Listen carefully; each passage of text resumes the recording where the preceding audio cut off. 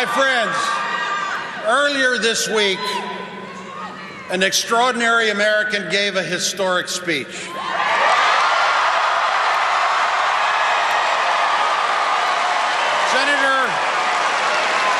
Senator Barack Obama addressed the issue of race with the eloquence and sincerity and optimism that we have come to expect of him. Yes, sir.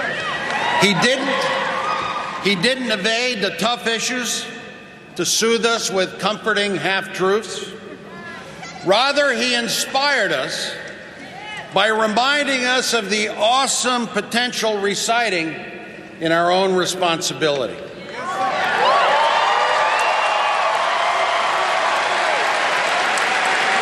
Senator Obama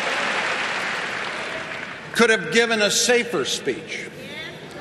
He is, after all, well ahead in the delegates' count for our party nomination.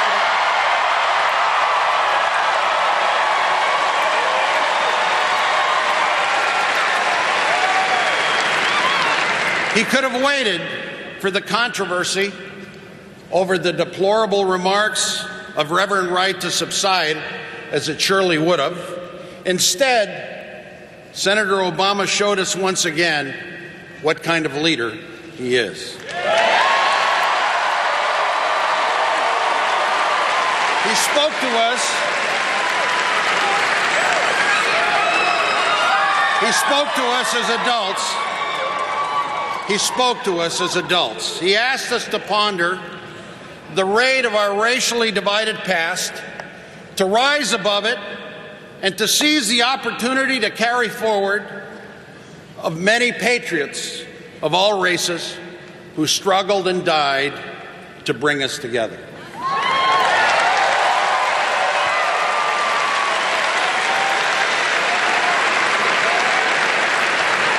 Senator Obama reminded us that cynicism is not realism and that hope is not folly.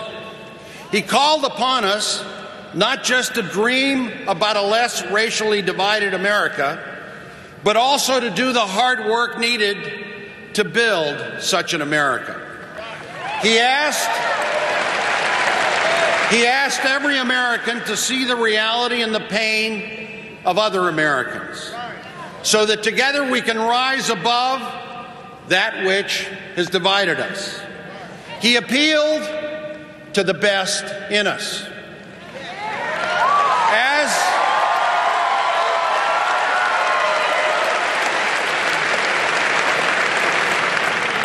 As a Hispanic American, I was particularly touched by his words.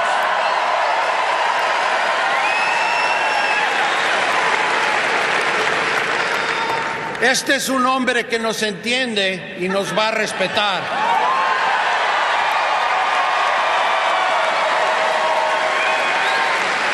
I've been troubled by the demonization of immigrants, specifically Hispanics, by too many in this country.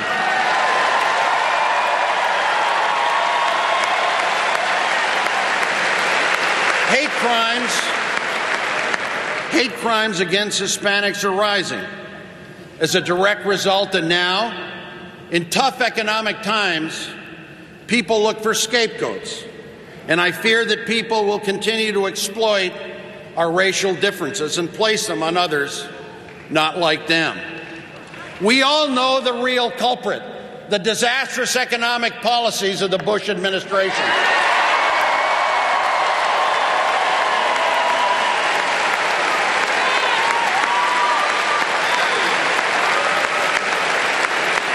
Senator Obama has started a discussion in this country that is long overdue and rejects the politics of pitting race against race.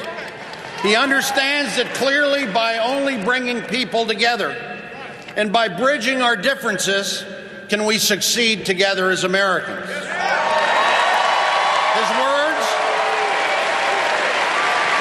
His words, thoughtful leader who understands that a house divided against itself cannot stand.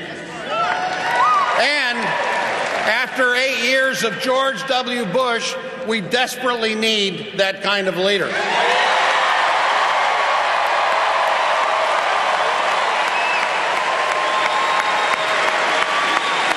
Our national security and our global standing have been gravely damaged by the divided partnership of recent years. We need a president who can bring us together as a nation so that we can face global challenges and repair the damage done in the last 8 years. I am convinced that Barack Obama will make the historic and vital investments into clean and renewable energy to help create jobs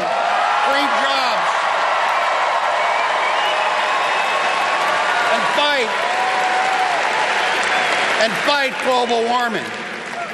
Barack knows that the safety and future of every American child requires that we restore our shared sense of national purpose so that we can work together to rebuild our alliances and rehabilitate our image in a dangerous world.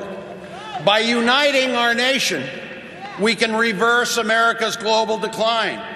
We must restore our international reputation, our influence, and our capacity to lead others. America must become the beacon for the world again. We need a foreign policy based upon American ideals and not the mere ideology of a president. A foreign policy of diplomacy and respect for international human rights.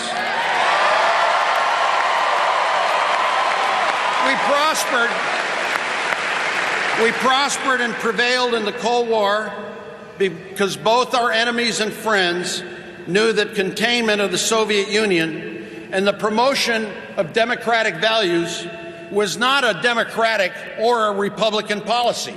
It was an American policy, the very essence of what America was.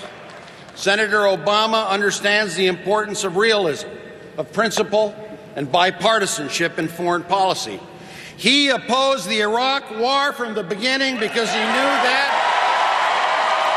despite what the administration claimed, that this war would not be easy.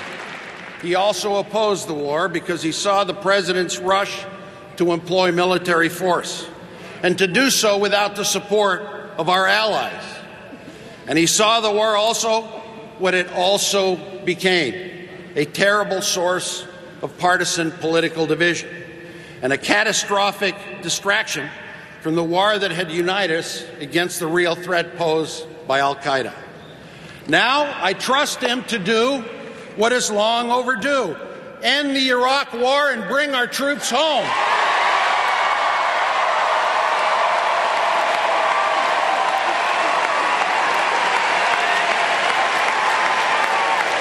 Now,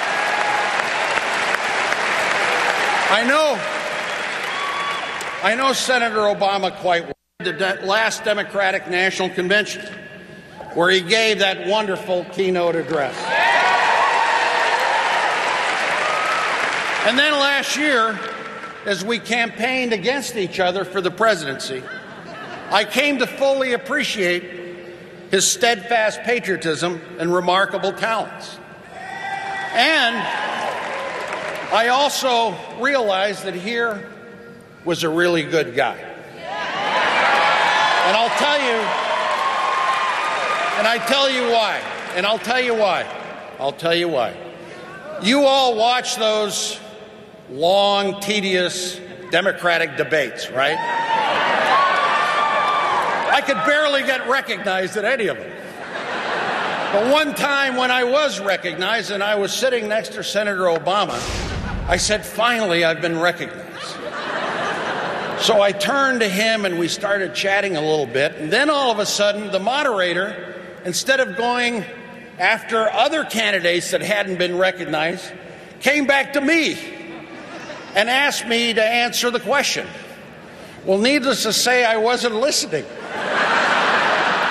And I turned to Senator Obama in horror, about to say, could you repeat the question?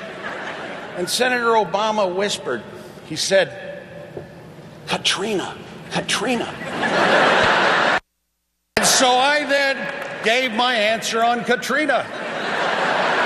He could have thrown me under the bus, but he stood behind me.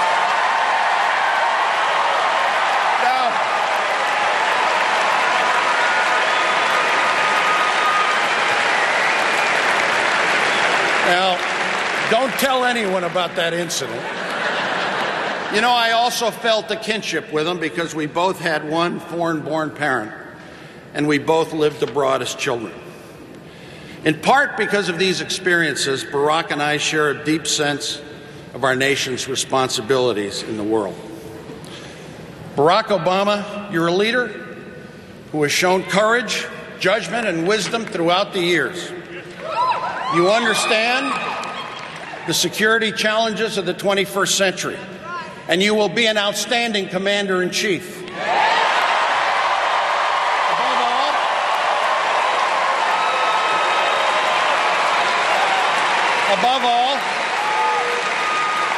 Above all, you will be a president who brings this nation together and restores American global leadership. Your candidacy, and this is an expression of your candidacy, is a once-in-a-lifetime opportunity for our nation, and you are a once-in-a-lifetime leader.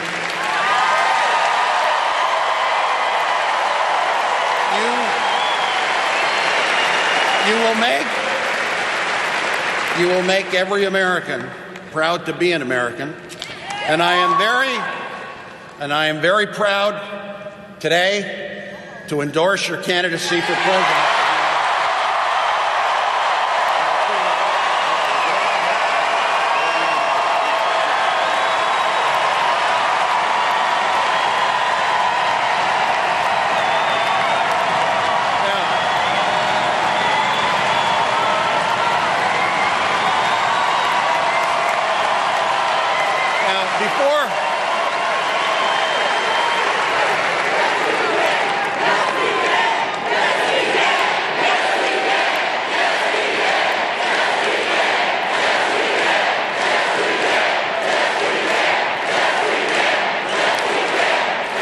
Sí se puede, sí se puede.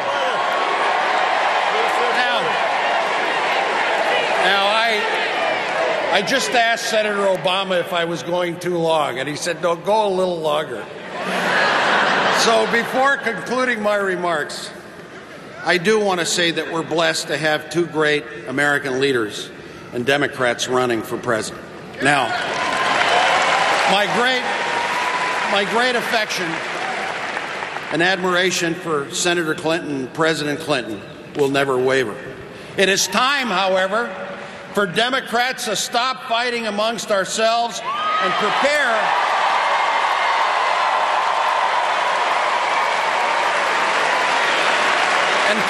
for the tough fight we will have against John McCain in the fall. The 1990s were a decade of prosperity and peace because of the competent and enlightened leadership of the Clinton administration. And I was in that administration. But it is now time for a new generation of leadership to lead America forward. Barack Obama will be a great and historic president who can bring us the change we so desperately need by bringing us together as a nation here at home and with our allies abroad. And I know that all Democrats and all Americans are going to work tirelessly to get this man elected. So, it is my distinct honor and privilege to introduce mi buen amigo, the next President of the United States, Barack Obama.